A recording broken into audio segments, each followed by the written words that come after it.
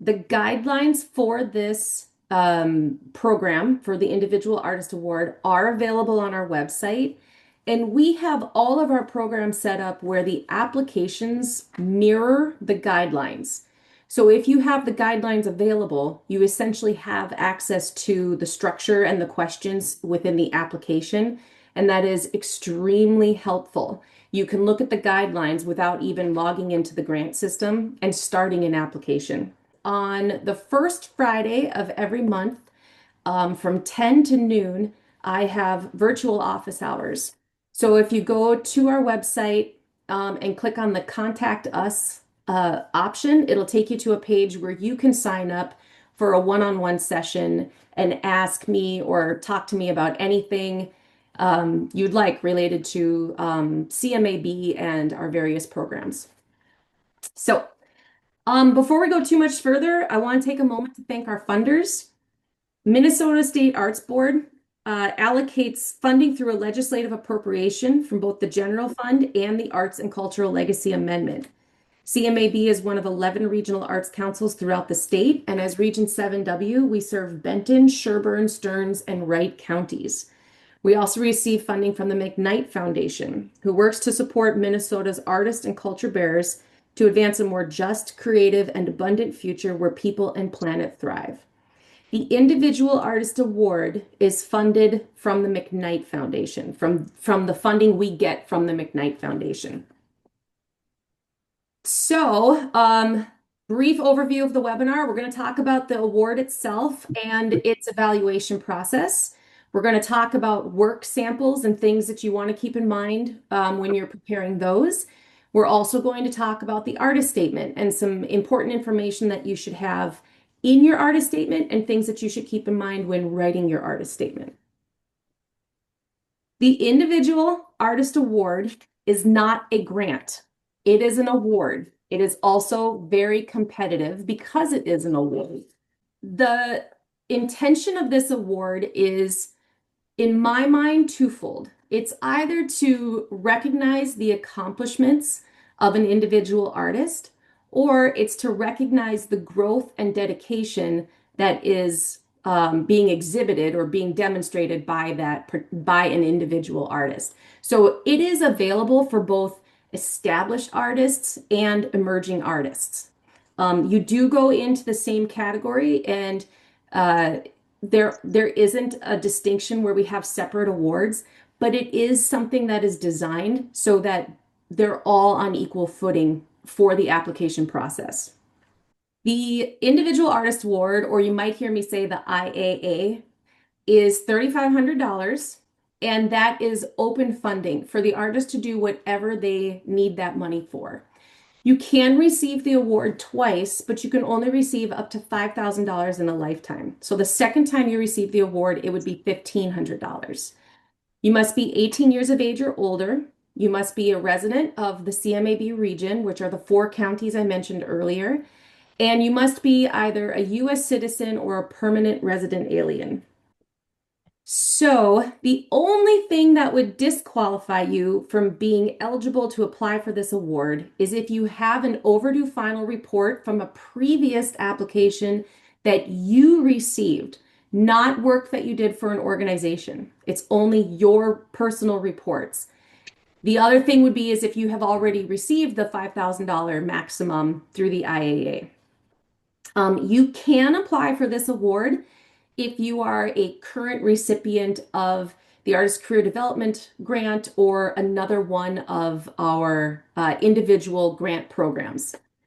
So we're going to go through the evaluation process. That's what the award is, just in its basics. We're going to walk through the evaluation process to better understand it, because I think if you better understand the evaluation process, it just prepares you and kind of demystifies the whole thing. So after you submit the application, it is reviewed by our grants manager for eligibility. Once she signs off on it and deems it eligible, it is then assigned to a panel. The review panel is made up of 6 people from the community, specifically from the local arts community. And they go through and they review the applications and then give them feedback and preliminary scores using the criteria statements as a guide. And I'll get to the criteria statements in a minute. Um, this is not an easy thing to do, being on a review panel. But once you're on a review panel, you learn so much about the application process. You learn what makes an application strong or weak, or what might lead to confusion amongst the panel. So if you've never served on a review panel, I highly recommend you do it, if for no other reason than a learning opportunity and to make you a stronger applicant. All of the panelists will review the applications on their own time and in their own spaces. We do all of this over Zoom. And at a predetermined date, all of the panelists, as well as myself and the rest of the CMAB staff, come together on Zoom. We go through each application and we discuss it. And again, those conversations refer back to the criteria statements. Those criteria statements are available in the application and in the guidelines, and we're going to talk about them as well, but that's kind of your cheat sheet. At the group discussion, the reviewers, the panel, will submit their final scores and their feedback. All of those scores are averaged together, and that gives each application a final score. The applications are then ranked from the highest to the lowest score, and they're funded top down until the money runs out. This year, we have $21,000 available in this program. We don't necessarily know at that exact moment where the cutoff is going to be, because we don't know just off of memory who's applying for 3,500 and who's applying for 1,500. And all of the review process, everything is finalized and approved by our board. And our board does have some discretion if it's really close and they want to add a little bit to it to bump and cover one more person who just, like, if there was a tie at the very end, two people got the exact same percentage, they may choose to like bump and cover both people because that would be what is most fair. All right, let's go into the criteria statements. All right, so criteria statements. Like I said, this is sort of a cheat sheet. They are included with the guidelines, which means you can look at them before you even start your application, and they are included with the application. The same guidelines that you see, or the same criteria statements you see in the guidelines and application, are the same criteria statements that the review panel uses to evaluate your application. So if you keep these criteria statements readily available, or you keep them in mind when you're writing, it will make your application stronger because it's the same thing that they're using to assess and score your application. So that's the biggest tip I can give. Personally, I like to print them out and keep them like posted nearby when I'm actually writing so that it's always on my mind. The good and bad thing about the IAA, the Individual Artist Award, is that there are a total of 3 criteria statements. This is nice and neat and very simple, but it makes it very hard to evaluate the applications, because if you have a whole bunch of different criteria, almost every thought you have, you can attach to one of those criteria statements. When there's only 3, we have to be really, really intentional about matching up our criteria to our feedback and making sure everything is connected. So that's the criteria statements. The other thing I want to say is all of the criteria statements are under a single criteria, which is artistic merit and quality. Artistic merit and quality does not mean a very high level or a very advanced technical skill set. Instead, it refers to the artist's dedication to a particular art form or a particular method of presentation, performative or whatever it is, their dedication to that and to developing their skill set. So we want to see that passion, and we want to see the devotion and the effort that you've put in to make yourself stronger and stronger as you move forward in your career. So the criteria statements for the Individual Artist Award under Artistic Merit and Quality are: the applicant demonstrates a high level of skill and understanding in their chosen medium or technique. And again, high level of skill also refers to pursuing and strengthening your skill set. Okay. Number two, the applicant presents original ideas and interpretations through their work, showcasing a unique perspective. This allows for both conceptual and concrete art forms. You can be a utilitarian ceramicist, or you can be a modern conceptual dancer. So again, it's a bit of a broad statement, but it allows for you to express your individuality and the full spectrum of the arts. If you are newer to exploring your skill set, I would recommend leaning into this criteria statement and really focusing on what makes you unique as an individual and as an artist. Um, it's okay to stand out. It's okay to say that you're on a journey and that you don't have all the answers.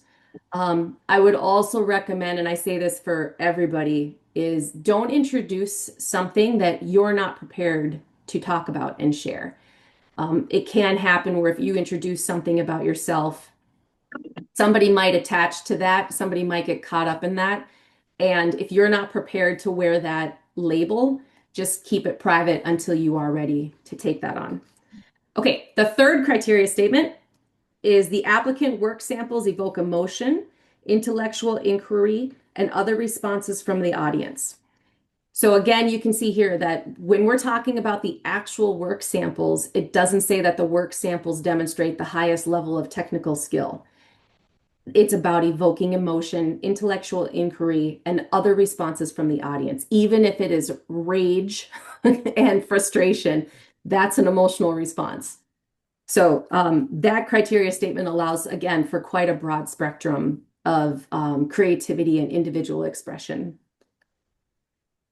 The requirements for the Individual Artist Award, and there's not many, it's going to be tough, is the artist statement, which we're going to talk about in more detail later, and the process and technique statement. Very often an artist statement might include the creative process, as what's the conceptual aspects of your work and the technical aspects of your work. In this case, if that's your artist statement as it is now, that's great. Submit that in the artist statement information field in the application. And then for the process and techniques field in the application, dig in deeper into your process and technique and really explain why this medium or why this method is the best way for you to express your ideas and for you to stand out, or your individual approach, or the experimentation that you do, or whatever it happens to be. The next one is the work samples. We are going to talk more about work samples in detail as well in a little while.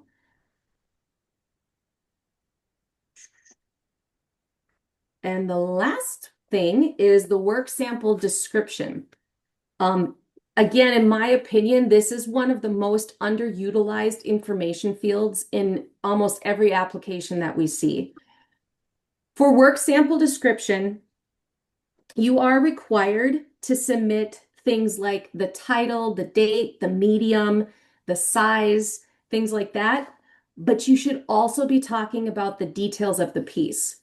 Why did you select that piece to demonstrate who you are as an artist? If you're trying to demonstrate that you're on this journey of growth and learning, you can set up your work samples 1, 2, 3, 4, 5 to take us through that journey, right? So the first one may be the earliest work, the second one is, and we can see that development and we can see your progression, and it's not abstract. It becomes very realistic for us. If your work samples, if you do something like that, for example, use the description area to explain that. Melissa, do you remember how big that field is? Is it 3,500 characters? The description field? Yeah. Yeah, probably. Yeah, it's a very big field, 3,500 characters total. So take advantage of that and share information and details so that the audience, and in this case, the review panel, really understands you and your work and how how unique everything is. Back up just for a second. If you noticed, there were four things that you include in this application: artist statement, process and technique statement, work samples, and work sample descriptions.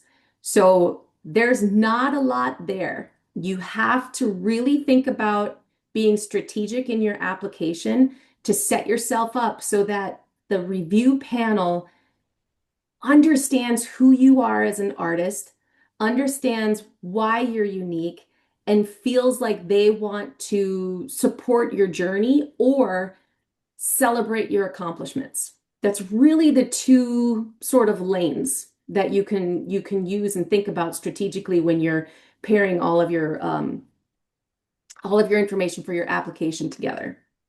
Okay, so for work samples, you can submit 5 JPEGs or 7 minutes of recording or 7 pages of text. If you want to submit, say, for example, 3 minutes of recordings and then some JPEGs, you can do that, but you can't choose multiple options on how to submit files. If you want to do something like that, you either need to merge all of them together into like a video with a slideshow, or you need to I would put them on like a URL on one of your websites. If it's like a hidden web page that is accessible through the link, you can do that. Um, you're going to want to I guess, sort of prorate the samples if you do merge them together. 5 JPEGs or 7 minutes or 7 pages. So it's about 1.4 minutes of video to 1 JPEG or 1.4 pages of text to 1 JPEG. And there's very specific information in the application. So it's not 7 pages of single space text at an 8-point font, right? So there's very specific information on how you need to set up your JPEGs, your videos, and your pages of text. For the videos in particular, it's so much better if you put them online through a platform like YouTube or Vimeo or even on your own website, and then give us the link to those videos. If you have a video that is longer than 7 minutes, you don't have to know how to edit it down. You can include in the work sample description area specific instructions for what portion of the video the panel should watch. So, watch from 2 minutes and 14 seconds up to 9 minutes and 10 seconds, for example. Work samples are a huge part of the application, not only in this situation where it's essentially half of your application, but in general, panelists tend to forgive weaker areas if they feel the work samples are strong. There is uh there is I don't know, like a psychological state or a response that we have called perceived value. If something is a fantastic work of art, but it's shot from a crooked camera angle, it's cropped in a sloppy sort of way, the lighting is maybe really bright in one area and really dark in the other, and it just is not photographed well, the perceived value goes down. We assume that the artwork is not as accomplished as we may have otherwise thought it was. So you want to really take the time to make sure that your work samples are photographed in nice, smooth light. You photograph them straight on, you get the best camera angle, and then you take the time to crop it so that there aren't any like, you know, funky corners or weird things going on. You also want to make sure that the work samples you submit are appropriate for your artwork. If you are a dancer, for example, do not submit photographs of yourself dancing. Video. For performance art, you want to submit video. If you are a still artist, you're going to want to submit photographs. So printmaking, sculpture, photography, painting, those types of things. When I mean still art. Um, you cannot determine artistic merit and quality of let's say, a theatrical performer if it's just a photograph of them in a costume on stage. That just tells us that they dressed up in a costume and stood on stage. So really make sure you're getting those videos. And videos are a whole other thing in terms of, sound quality, camera angles, all of that. The other thing I would recommend if you are in any way a performance artist, if, for example, I was doing something with the pencil, right? And the camera, and I was really far back like this, you can't even really see me doing the thing with the pencil in my hand. So make sure that whatever props or whatever extras you add to your video, make sure you set them up so that they're really obvious. Like, for example, I could do the same thing with a bright orange highlighter, and it's going to be easier to see than the pencil. I don't know if this example's working for you on the screen, but I think you get my point. We have had people in the past who've submitted videos where they were talking about, for example, this thing that they were using in their hands, but the camera was so far back because they got the audience as well, you couldn't even tell what was happening really. So really take the time with if you're doing videos. Okay, make sure your samples align with your artist statement. Think of the artist statement because that's what they're going to see when they go through the application. Depending, they might see the artist statement first, or they might skip ahead, look at the work samples, and then the artist statement. The artist statement should prepare them for the work samples, or the artist statement should reinforce what they've seen in the work samples. If, for example, you've changed course in your creative work, maybe you used to be really into painting, and now you're going on this whole new journey and you've decided to do printmaking and I don't know, something else, something more experimental with printmaking. That's great. And if that's an important aspect of your creative journey, you can point that out in your artist statement and then maybe have like one piece from painting and then because you're going on this printmaking journey, right? You're moving in this direction. So give us that basis as a starting point, but then really focus on the other aspects of your growth from this new path that you're on. So the two main pieces of your application should work together and they should make sense. They should strengthen each other. Um, and then again, be strategic. Your work samples should, okay, I just kind of said that. I'm losing track of my slides because we're not in presenter view. Yeah. Be strategic, choose your path. Are you doing the journey, recognizing and supporting your journey, or celebrating your accomplishments? So know which path you're on. And then also try to keep your work samples recent, the last 5 years or less, unless it is exceptionally important to understanding this journey that you're on.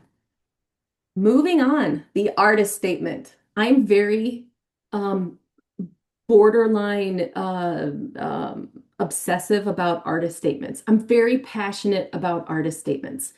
If you don't know me, I taught for about 20 years in the university system, and I take pride in the fact that every single one of my students had artist statements drilled into them. So, I get very excited about artist statements. I'm just letting you know what you're getting into here.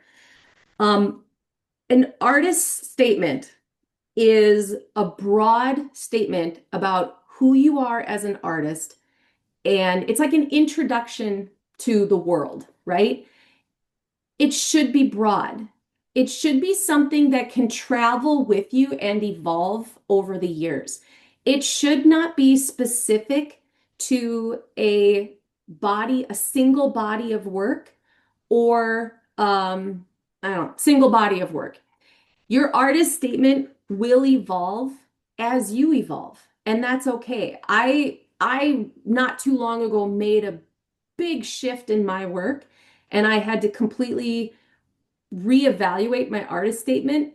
But the core at who I am as an artist and the things that I've been exploring and curious about have been the same for the last 30 years. So, how I choose to, if this is what I'm interested in, how I choose to poke it keeps changing. But at its core, I have the same thing that I'm exploring and passionate and curious about. So we are going to work through an artist statement together. We're going to write one together right here. And if you do want to have more information and go into more detail, we do have a video about artist statements in on our YouTube channel. So there are four key things you want to include in your artist statement. The first one is, who are you as an artist? What influences your work in your personal life? Not necessarily other artists, but what is your upbringing? Do you have a personal history that's significant? Your identity is significant. Your background, the location where you live, all of these things may play a role in who you are as an artist. Most people did not simply appear on earth as artists. They have a whole life that they've led, and every moment of that life has taken them further along their journey, and all of that influences your work. So, who are you as an artist? Number two, what is your work about? What is your motivation? What are your influences? Um, are you particularly drawn to an aesthetic concept, a technique, a method of some kind? Did you discover a piece of equipment, or you went on a trip and you found this very obscure thing and now it is your whole world? Um, what is your work about? Okay, that's number two. Number three, how do you make it? This is the process type. This is the process part I was talking about before. What is the technical process you use? Do you have a unique ability of some kind that you want to bring forward? Did you make an aesthetic choice? Is there a particular piece of equipment you use that is important to your process? Um, in your artist statement, and like I said, your artist statement is generally fairly broad. Um, in your artist statement, uh, you can make this about one sentence. In the application for the Individual Artist Award, you can really break it down and talk about what techniques you're using at this time. You can also choose to make your artist statement in the application, the first part focus on concept, and then leave all the technical and the process part in the second information field in the application. But if your artist statement is already prepared with that, it's probably only one sentence. So really dig in that second information field in the application. All right. The fourth thing, I need to find a better way of saying this because it comes across a little bit harsh, but it kind of is meant to be kind of harsh, is why should people care? What is the thing about your work that you want other people to take away? When your audience experiences your work in whatever form that happens to be, what do you want them to take away? What do you want them to be challenged with? Um, are you shifting their perspective? Are you educating them? Are you encouraging them to question something that they maybe thought they knew? Is it simply to just find a Zen moment? Is it exposing the unknown? What is the call to action for your audience? Because again, your artist statement is preparing them. So if your artist statement says, I want to challenge your preconceptions on crochet doilies, they're going to read that and go, oh, I'm going to see something that has to do with crochet doilies. By the way, I'm a huge fan of crochet doilies as well. So when they then go view the artwork, you're preparing them for what they're going to see. Okay. So we're going to go back. We're going to go through these 4 questions. This is not a real artist statement. It's something that I just came up with. So the first question then, who are you as an artist? So as a rural Minnesotan and daughter of poor dairy farmers, my connection to land and place takes center stage in every song I create. This is a great introduction because it gives us clues to who this person is. Number one, rural and poor dairy farmers. That's going to sort of set the stage as to their upbringing, what life was like for them as a child, as a young adult. We know it takes place in Minnesota. We know that this artist identifies as a daughter. Um, and then there's a hint to the art form when they say the song I create. So, and even center stage, right? There's a performative aspect to that. So it's preparing us to see a performance artist of some kind, or at least a musician. So, number 2, what is your work about? I am inspired by the traditional melodies I heard growing up, a collage of Polish, German, and Scandinavian rhythms that make you want to dance even when you're exhausted from field work. This is starting to sort of like, it kind of creates a little bit of a picture in our mind when we think about dancing, even when you're exhausted. Everybody's going to picture something different or they're going to reference something different. But it also brings us back when it says a collage of Polish, German, and Scandinavian rhythms. It also reinforces this idea of music, right? So now we know it's going to be about music. Um, yeah. Okay. Number 3, how do you make it? Using a combination of European instruments such as guitar, piano, and accordion with state-of-the-art digital equipment and software, I invite an ever-evolving sound that juxtaposes the practices of my ancestors with my modern interests. Okay, the instruments provide us with an example, and again, it'll start tuning the audience into the work samples. They might start listening because this artist is referencing these instruments. They're going to start listening for those instruments. But then they're using state-of-the-art digital equipment and software, right? And by saying ever evolving sound, it hints or it suggests that this person is a little bit more experimental. They use the word juxtaposition or juxtaposes, and this is reinforced in other areas where they say things like, the European instruments with state-of-the-art digital equipment, right? Juxtaposing and going back and forth. And that can potentially challenge the audience a bit further. It's okay to make your audience work. That's okay. And if everything was obvious and simple, how boring would that be? So set them up and prepare them, especially if you're doing something that's more conceptual or more experimental. Your artist statement is really strategic in preparing them so that they understand and they can process this crazy thing that they're about to experience a little bit better. And then number 4, this is that call to action. Why should people care?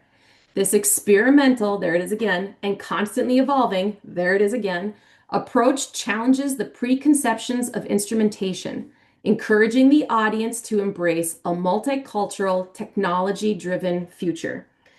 So their call to action or their challenge for the audience is embracing this experimental, evolving concept music that this person is creating, but embracing a multicultural, technology-driven future. So that's the call to action. That's what they want the audience to take away.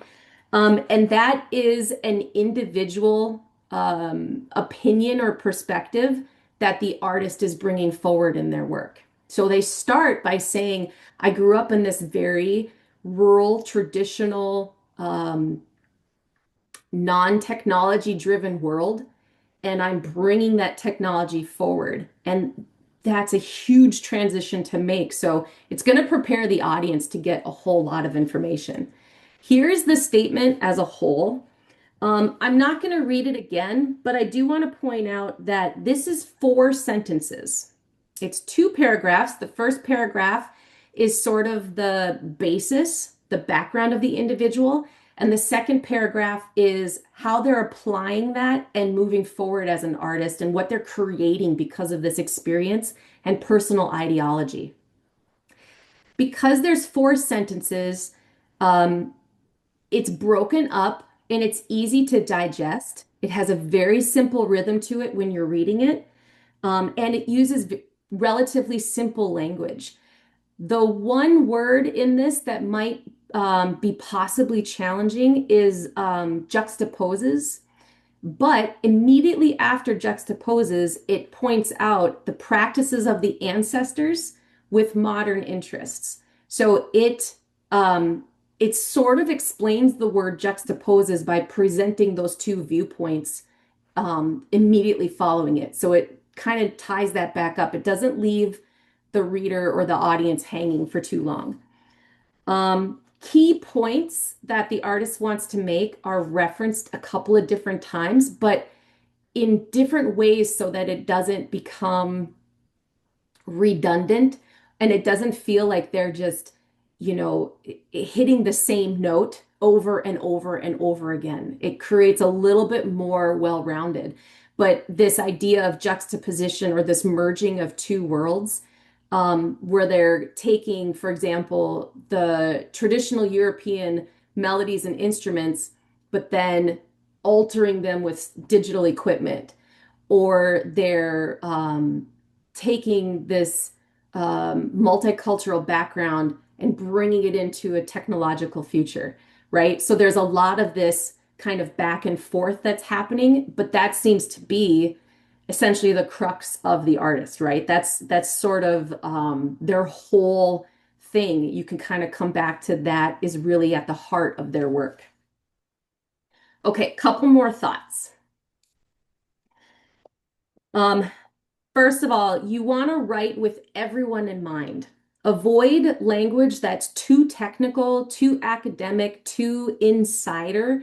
If you do need to introduce a technical term, maybe it's a specific like cultural term, or you're going to introduce something in your native language, because English is predominantly the language of the region. If you do introduce a term that we may not be familiar with or that your audience may not be familiar with, include a little bit of a description afterwards. Same thing with juxtaposition, and then it brought in some information to kind of reinforce and explain what that word is. Um, if you go too academic or you go too technical and it feels like you're reading a manual or a textbook, you're going to lose the audience. If it's too short, they may leave confused. If it's too long and you provide way too much information, they're going to get tired. They're going to move on. I like to suggest, imagine that you're walking or you're moving through a physical space and you're looking at this statement written on a wall. How long are you going to be comfortable reading the information before you want to move on, right? Because it can start to feel kind of awkward. So not too short, not too long. And then again, write broadly for all your work at this time. Who are you at this time? Who are you as an artist? And what does that mean for how you're thinking about art, how you exist in the art world? Um, Even if it's aspirational, like where are you moving to? What is this journey that you're on? And then, of course, because you evolve as a person and you evolve as an artist, you're going to rewrite your artist statement as you evolve. It's hard to know. There's no set time period on how often you should rewrite. Um, I'm a bit of a perfectionist, so I tend to go in and rewrite my artist. I don't rewrite my artist statement ever completely from scratch, to be honest. But I go in and I'll be like, "Ugh, I don't like that sentence," or that feels dated. I'm gonna refreshen up a little bit. So I'm constantly looking at my artist statement.